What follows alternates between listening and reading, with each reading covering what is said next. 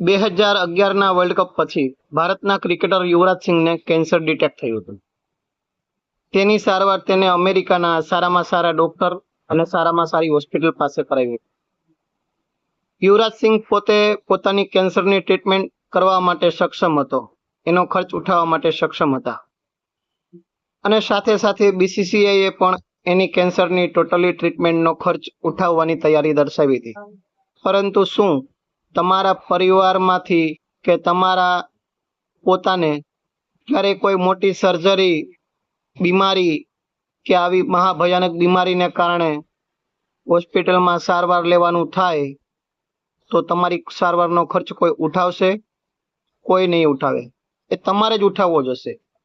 અને જો તમારી પાસે તમારા પરિવારનો મેડિક્લેમ નહીં હોય તો તમે આ સારવારનો મોંઘો ખર્ચ કઈ રીતે ઉઠાવશો?